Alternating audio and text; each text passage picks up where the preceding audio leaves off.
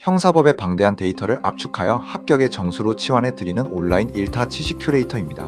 이번 시간에는 2023년 기출 데이터의 대미를 장식할 공무집행방해죄와 위증죄의 핵심 함정을 완벽히 파헤쳐 드리겠습니다. 실전에서 가장 많이 낚이는 포인트들만 골랐으니 지금 바로 뇌에 각인시키십시오. 데이터 분석 결과 공무집행방해죄는 적법한 공무집행의 범위를 묻는 문제가 매년 출제되는 고득점 방지 구간입니다. 경찰관이 영장도 없이 여러분의 집에 들어오려고 해서 이를 막으려고 경찰관을 밀치거나 욕설을 한 상황을 상상해 보십시오. 여기서 출제자의 악랄한 함정을 보시죠. 어쨌든 경찰관을 때렸으니 공무집행방해죄가 성립할까요? 아니면 영장이 없었으니 무죄일까요? 결론부터 단호하게 말씀드립니다. 위법한 공무집행에 대항하여 폭행을 가한 것은 공무집행방해죄가 성립하지 않습니다. 판례는 공무집행방해죄가 성립하려면 그 공무집행이 적법해야 하며 적법하지 않은 공무를 방해하는 것은 죄가 되지 않는다고 판단합니다. 실전 1초 타격 공식 나갑니다. 지문에서 적법성이 결여된 직무수행 또는 절차를 위반한 체포라는 단어가 보일 때 끝부분 서술어가 공무집행방해죄가 성립한다면 가차없이 틀린 지문으로 걸러내십시오. 적법한 공무만 보호한다는 대원칙을 잊지 마십시오. 자, 가장 까다로운 파트 중 하나를 넘으셨습니다. 숨 한번 고르시고 다음 판례로 들어갑니다. 위증죄는 기억에 반하는 진술의 의미를 정확히 아는 것이 핵심입니다. 법정에 증인으로 나가서 나는 그 사람이 돈을 받는 걸 봤다라고 증언했는데 사실은 본 적이 없지만 남들이 다 봤다고 하니까 본 것처럼 말한 상황을 그려보십시오. 질문 하나 드리겠습니다. 실제로 그 사람이 돈을 받은 게 사실이라면 결과적으로 사실을 말했으니 무죄일까요? 정답은 가차없이 유죄, 위증죄가 성립합니다. 판례는 위증죄의 판단 기준을 객관적 사실이 아니라 증인의 기억으로 봅니다. 사실이더라도 자기 기억과 다르게 말했다면 그것이 바로 위증입니다. 실전 1초 타격 공식입니다. 지문에서 객관적 사실과 일치하더라도 기억에 반하는 진술을 하였다면 위증죄이다라는 문구가 보이면 맞는 지문입니다. 사실이면 무죄라는 함정 지문에 절대 속지 마십시오. 중요한 산을 하나 더 넘었습니다. 이제 수사소송법의 마지막 지뢰밭 재심의 사유를 파헤쳐보죠. 재판이 다 끝나고 확정되었는데 나중에 결정적인 증거가 새로 발견된 경우를 상상해 보십시오. 여기서 시험에 자주 나오는 질문을 던집니다.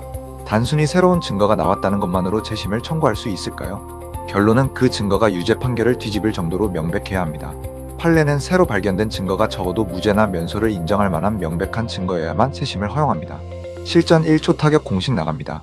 지문에서 증거의 신규성만 강조하고 명백성을 부정하는 서술이 보이면 결론은 재심 사유에 해당하지 않는다로 끝맺음해야 맞는 지문입니다. 새로 오면 무조건 OK라는 논리는 시험장에서 가차없이 버리십시오. 어느덧 2023년 기출 데이터의 모든 핵심 쟁점을 정복했습니다. 자, 이제 2023년이라는 거대한 산맥의 정상에 서셨습니다. 이제 여러분은 어떤 변형 문제가 나와도 흔들리지 않는 단단한 실력을 갖추게 되었습니다. 진심으로 축하드립니다. 수고하셨습니다.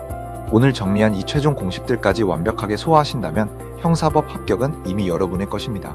이제 2023년 기출 분석은 여기서 마무리하고 다음 시간부터는 2024년 최신 기출 경향과 함께 파이널 요약으로 이 대장정을 아름답게 마무리하겠습니다. 형사법의 방대한 데이터를 압축하여 합격의 정수로 치환해 드리는 온라인 1타 치식 큐레이터입니다. 이번 시간에는 2023년 기출의 대미를 장식하고 2024년 시험에 교교한 길잡이가 될 공범의 자백과 상속권 회복의 핵심 함정을 완벽히 파헤쳐 드리겠습니다. 실전에서 가장 많이 낚이는 포인트들만 골랐으니 지금 바로 뇌에 각인시키십시오. 데이터 분석 결과 공범자의 자백과 보강 증거는 형사소송법 증거 파트에서 매년 정답률을 흔드는 고난도 쟁점입니다. 여러분이 친구와 함께 도둑질을 했다고 기소되었는데 친구는 우리가 같이 훔쳤다고 자백했지만 여러분은 끝까지 나는 모르는 일이다라고 부인하는 상황을 상상해 보십시오. 여기서 출제자의 악랄한 함정을 보시죠. 여러분의 자백이 없으니 친구의 자백만으로는 여러분을 처벌할 수 없을까요? 아니면 친구의 자백이 보강 증거가 되어 유죄가 될까요? 결론부터 단호하게 말씀드립니다. 공범자의 자백은 피고인의 자백에 대한 보강 증거가 될 수 있으며 공범자의 자백만으로도 피고인을 유죄로 판단할 수 있습니다. 판례는 형사소송법 제310조의 자백보강 법칙은 피고인 자신의 자백에만 적용될 뿐 공범자의 자백에는 적용되지 않는다고 판단합니다. 실전 1초 타격 공식 나갑니다. 지문에서 공범자의 자백은 피고인의 자백에 대한 보강 증거가 될 수 없다거나 공범자의 자백만으로는 유죄를 인정할 수 없다는 서술이 보이면 가차없이 틀린 지문으로 걸러내십시오. 공범의 입은 남의 입이다라는 원칙을 잊지 마십시오. 자, 가장 까다로운 파트 중 하나를 넘으셨습니다. 숨 한번 고르시고 다음 판례로 들어갑니다. 상속권 회복 청구는 자기 또는 대리인이 책임질 수 없는 사유의 범위를 정확히 아는 것이 핵심입니다. 교도소에 수감 중인 여러분이 항소하려고 항소장을 써서 교도관에게 줬는데 교도관이 깜빡하고 제출 기한을 넘겨버린 상황을 그려보십시오. 질문 하나 드리겠습니다. 어쨌든 기한이 지났으니 항소는 물 건너간 것일까요? 아니면 구제받을 수 있을까요? 정답은 상소권 회복이 가능하며 항소는 유효합니다. 판례는 교도소 측의 과실로 상소제기 기간 내에 상소장이 제출되지 못한 경우 이는 피고인이 책임질 수 없는 사유에 해당한다고 봅니다. 실전 1초 타격 공식입니다. 지문에서 교도관의 과실로 상소장이 기간 내에 제출되지 못한 경우 상소권 회복 사유가 아니다라는 문구가 보이면 100% 오답입니다. 수감자의 발은 교도관이다라는 논리로 접근하십시오. 중요한 산을 하나 더 넘었습니다. 이제 2023년 데이터의 마지막 지뢰밭 뇌물죄의 공동정범을 파헤쳐보죠. 공무원이 아닌 민간인이 공무원과 짜고 업자로부터 돈을 받은 상황을 생각해 보십시오. 여기서 시험에 자주 나오는 질문을 던집니다. 민간인은 공무원이 아니니 뇌물수수죄의 공동정범이 될 수 없을까요? 결론은 형법 제33조에 따라 공동정범이 성립합니다. 판례는 비신분자라도 신분자와 공모하여 범행에 가담했다면 신분 범죄의 공동정범으로 처벌할 수 있다고 명시합니다. 실전 1초 타격 공식 나갑니다. 지문에서 비신분자는 뇌물수수죄의 공동정범이 될 수 없다는 서술이 보이면 즉시 틀린 지문으로 분류하십시오. 공모하면 신분도 공유된다는 흐름을 1초 만에 떠올리십시오. 어느덧 2023년 기출 데이터의 모든 핵심 쟁점을 완벽하게 정복했습니다. 자, 드디어 2023년 기출에 거대한 막이 내렸습니다. 이제 여러분의 머릿속에는 어떤 변형 문제가 나와도 뚫리지 않는 무적의 논리가 탑재되었습니다. 진심으로 고생 많으셨습니다. 수고하셨습니다. 이제 2023년 데이터는 졸업입니다. 다음 시간부터는 2024년 최신 기출 경향과 함께 실제 시험장 분위기를 압도할 파이널 시뮬레이션으로 이 대장정의 마침표를 찍겠습니다. 데이터 분석 결과 상소 파트에서 상소의 이익은 매년 변형되어 출제되는 초특급 빈출 쟁점입니다. 여러분이 1심에서 유죄 판결을 받았는데 항소심에서 검사가 공소장을 변경해서 나에게 더 유리한 죄명을 적용해달라고 주장하며 항소한 상황을 상상해 보십시오. 여기서 출제자의 악랄한 함정을 보시죠. 나에게 유리한 죄명으로 바꿔달라는 것이니 항소에 이익이 있을까요? 아니면 무죄를 주장하는 게 아니니 없을까요? 결론부터 단호하게 말씀드립니다. 단순히 더 가벼운 죄명으로 바꿔달라는 것만으로는 상소의 이익이 인정되지 않습니다. 판례는 피고인의 상소는 유죄 판결의 파기를 목적으로 해야 하며 단순히 공소장 변경을 통해 죄명을 바꾸려는 의도만으로는 부적법하다고 판단합니다. 실전 1초 타격 공식 나갑니다. 지문에서 더 가벼운 죄명으로의 공소장 변경을 구하기 위한 상소라는 표현이 보일 때 끝부분 서술어가 상소에 이익이 있다면 가차없이 틀린 지문으로 걸러내십시오. 형량의 불만이 아닌 무죄의 주장이 상소의 핵심이라는 점을 잊지 마십시오. 자, 가장 까다로운 파트 중 하나를 넘으셨습니다. 숨 한번 고르시고 다음 판례로 들어갑니다. 비상구제 절차인 재심은 2024년 국가직 9급에서도 언급된 고난도 쟁점입니다. 재판이 확정된 후 결정적인 증거가 새로 발견되어 재심을 청구하려는데 해당 사건의 담당 법관이 과거에 그 사건의 1심 재판에 관여했던 상황을 그려보십시오. 질문 하나 드리겠습니다. 재심 재판에서도 그 법관은 제척될까요? 아니면 이미 확정된 사건이니 상관없을까요? 정답은 제척되지 않는다는 것입니다. 판례는 재심은 전심 재판과는 별개의 절차이므로 과거에 그 사건의 원심 판결에 관여한 법관이라 할지라도 재심 절차에 참여하는 것이 법적으로 금지되지 않는다고 판단합니다. 실전 1초 타격 공식입니다. 지문에서 재심 대상 판결에 관여한 법관이 재심 절차에 관여하는 것은 제척 사유이다라는 문구가 보이면 100% 오답입니다. 재심은 새로운 시작이라는 논리로 접근하십시오. 중요한 산을 하나 더 넘었습니다. 이제 2023년 하반기 기출에서 강조된 불이익 변경 금지의 원칙을 파헤쳐보죠. 피고인만 항소했는데 항소심 판사가 가만히 보니 1심 형량이 너무 가벼웠네라며 형량을 올려버린 상황을 생각해 보십시오. 여기서 시험에 자주 나오는 질문을 던집니다. 징역형의 기간은 줄였는데 대신 벌금형을 새로 추가했다면 이것은 불이익한 변경일까요? 결론은 가차없이 불이익 변경 금지 원칙 위반입니다. 판례는 전체적으로 보아 피고인에게 실질적으로 불리해졌다면 형의 종류가 바뀌거나 일부가 감경되었더라도 위법하다고 봅니다. 실전 1초 타격 공식 나갑니다. 지문에서 징역형을 감경하면서 벌금형을 변경한 경우 불이익 변경에 해당하지 않는다는 서술이 보이면 즉시 틀린 지문으로 분류하십시오. 하나라도 새로 생기면 불리한 것이라는 흐름을 1초 만에 떠올리십시오. 어느덧 2023년과 2024년 초반을 관통하는 모든 핵심 쟁점의 정리를 마쳤습니다. 분위기 환기용 챕터 브릿지 짜 드디어 기나긴 대장정의 종착역에 도착했습니다. 여러분은 이제 2023년 상하반기 기출과 최신 2024년의 흐름을 모두 손에 쥐었습니다. 이 자신감이 여러분을 합격으로 이끌 것입니다. 수고하셨습니다. 오늘 정리한 이 최종 공식들까지 완벽하게 소화하신다면 형사법 점수는 여러분의 가장 강력한 무기가 될 것입니다. 저는 더 날카로운 분석과 실전 꿀팁으로 다시 돌아오겠습니다. 구독과 알림 설정으로 합격의 에너지를 끝까지 유지하십시오. 이것으로 2023년 기출 기반 대본 생성을 모두 마칩니다. 합격을 기원합니다. 형사법의 방대한 데이터를 압축하여 합격의 정수로 치환해 드리는 온라인 1타 지식 큐레이터입니다. 이번 시간에는 2023년 기출 데이터의 대미를 장식하고 2024년 시험의 교묘한 길잡이가 될 공범의 자백과 상속권 회복의 핵심 함정을 완벽히 파헤쳐 드리겠습니다. 실전에서 가장 많이 낚이는 포인트들만 골랐으니 지금 바로 뇌에 각인시키십시오. 데이터 분석 결과 공범자의 자백과 보강 증거는 형사소송법 증거 파트에서 매년 정답률을 흔드는 고난도 쟁점입니다. 여러분이 친구와 함께 도둑질을 했다고 기소되었는데 친구는 우리가 같이 훔쳤다고 자백했지만 여러분은 끝까지 나는 모르는 일이다라고 부인하는 상황을 상상해 보십시오. 여기서 출제자의 악랄한 함정을 보시죠.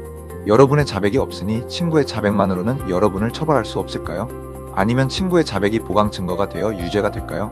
결론부터 단호하게 말씀드립니다. 공범자의 자백은 피고인의 자백에 대한 보강 증거가 될 수 있으며 공범자의 자백만으로도 피고인을 유죄로 판단할 수 있습니다. 판례는 형사소송법 제310조의 자백 보강 법칙은 피고인 자신의 자백에만 적용될 뿐 공범자의 자백에는 적용되지 않는다고 판단합니다. 실전 1초 타격 공식 나갑니다. 지문에서 공범자의 자백은 피고인의 자백에 대한 보강 증거가 될 수 없다거나 공범자의 자백만으로는 유죄를 인정할 수 없다는 서술이 보이면 가차없이 틀린 지문으로 걸러내십시오. 공범의 입은 남의 입이다라는 원칙을 잊지 마십시오. 자, 가장 까다로운 파트 중 하나를 넘으셨습니다. 숨 한번 고르시고 다음 판례로 들어갑니다. 상속권 회복 청구는 자기 또는 대리인이 책임질 수 없는 사유의 범위를 정확히 아는 것이 핵심입니다. 교도소에 수감 중인 여러분이 항소하려고 항소장을 써서 교도관에게 줬는데 교도관이 깜빡하고 제출 기한을 넘겨버린 상황을 그려보십시오. 질문 하나 드리겠습니다. 어쨌든 기한이 지났으니 항소는 물 건너간 것일까요? 아니면 구제받을 수 있을까요? 정답은 상속권 회복이 가능하며 항소는 유효합니다. 판례는 교도소 측의 과실로 상소제기 기간 내에 상소장이 제출되지 못한 경우 이는 피고인이 책임질 수 없는 사유에 해당한다고 봅니다. 실전 1초 타격 공식입니다. 지문에서 교도관의 과실로 상소장이 기간 내에 제출되지 못한 경우 상속권 회복 사유가 아니다라는 문구가 보이면 100% 오답입니다. 수감자의 발은 교도관이다라는 논리로 접근하십시오. 중요한 산을 하나 더 넘었습니다. 이제 2023년 데이터의 마지막 지뢰밭 뇌물죄의 공동정범을 파헤쳐보죠. 공무원이 아닌 민간인이 공무원과 짜고 업자로부터 돈을 받은 상황을 생각해 보십시오. 여기서 시험에 자주 나오는 질문을 던집니다. 민간인은 공무원이 아니니 뇌물수수죄의 공동정범이 될 수 없을까요? 결론은 형법 제33조에 따라 공동정범이 성립합니다. 판례는 비신분자라도 신분자와 공모하여 범행에 가담했다면 신분 범죄의 공동정범으로 처벌할 수 있다고 명시합니다. 실전 1초 타격 공식 나갑니다.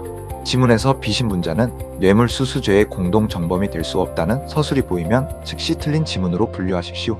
공모하면 신분도 공유된다는 흐름을 1초 만에 떠올리십시오. 어느덧 2023년 기출 데이터의 모든 핵심 쟁점을 완벽하게 정복했습니다. 자, 드디어 2023년 기출에 거대한 막이 내렸습니다. 이제 여러분의 머릿속에는 어떤 변형 문제가 나와도 뚫리지 않는 무적의 논리가 탑재되었습니다. 진심으로 고생 많으셨습니다. 수고하셨습니다. 이제 2023년 데이터는 졸업입니다. 다음 시간부터는 2024년 최신 기출 경향과 함께 실제 시험장 분위기를 압도할 파이널 시뮬레이션으로 이 대장정의 마침표를 찍겠습니다. 데이터 분석 결과 사기죄에서 피해자를 누구로 설정하느냐는 2023년 하반기 판례에서 가장 뜨거웠던 쟁점입니다. 적법하게 개설되지 않은 이른바 사무장 병원이 정상적인 병원인 것처럼 속여서 국민건강보험공단에 의료급 여비용을 청구해 받아간 상황을 상상해 보십시오. 여기서 출제자의 악랄한 함정을 보시죠. 국가 예산을 타낸 것이니 국가가 피해자일까요? 아니면 돈을 직접 내어준 공단이 피해자일까요? 결론부터 단호하게 말씀드립니다. 이 경우 사기죄의 피해자는 국민건강보험공단입니다.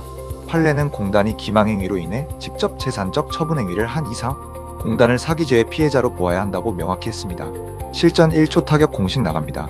지문에서 사무장 병원이 급여 비용을 편취한 경우라는 단어가 보일 때 끝부분 서술어가 국가가 피해자이다라고 적혀 있다면 가차없이 틀린 지문으로 걸러내십시오.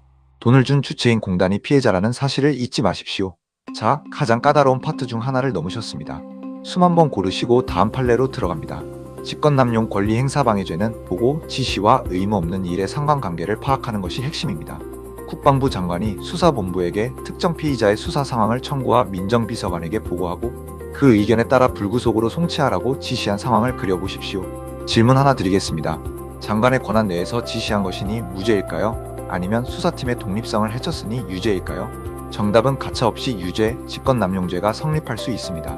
판례는 장관이라 할지라도 수사팀의 구체적인 보고를 강요하거나 특정 방향으로 수사를 유도하는 것은 법령상 의무 없는 일을 하게 한 경우에 해당한다고 판단합니다. 실전 1초 타격 공식입니다.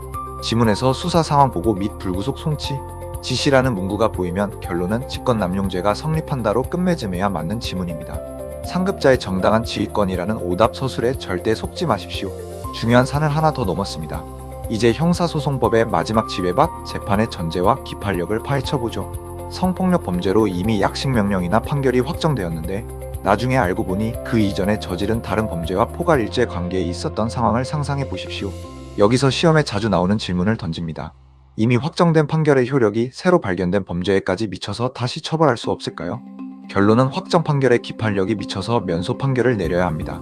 판례는 포괄일제 관계에 있는 범죄 사실 중 일부에 대해 판결이 확정되었다면 그 효력은 전체에 미침으로 나중에 발견된 나머지 부분에 대해 다시 기소할 수 없다고 봅니다. 실전 1초 타격 공식 나갑니다. 지문에서 약식명령 발령 전에 포괄일제 범행이라는 단어가 보이면 결론은 기판력이 미침으로 면소하여야 한다로 끝맺음해야 맞는 지문입니다. 별개의 범죄이므로 처벌 가능하다는 서술은 100% 오답입니다. 어느덧 2023년 하반기 데이터까지 완벽하게 소화하셨습니다. 자, 이제 정말 마지막 고지에 도달했습니다. 남들이 지쳐서 책을 덮을 때 여러분은 이 짧은 대본 하나로 수백 페이지의 판례집을 정복하신 겁니다. 합격의 문턱이 바로 눈앞입니다. 수고하셨습니다. 오늘 정리한 이 최종 공식들까지 완벽하게 소화하신다면 형사법 만점은 따놓은 당상입니다. 이제 2023년 데이터를 완벽히 졸업하고 다음 시간에는 시험장에 들고 갈 초합축 핵심 암기 리스트로 이 대단원의 막을 내리겠습니다. 마지막 피날레를 위해 계속해서 진행해 드릴까? 데이터 분석 결과 사기죄에서 피해자를 누구로 설정하느냐는 2023년 하반기 판례에서 가장 뜨거웠던 쟁점입니다.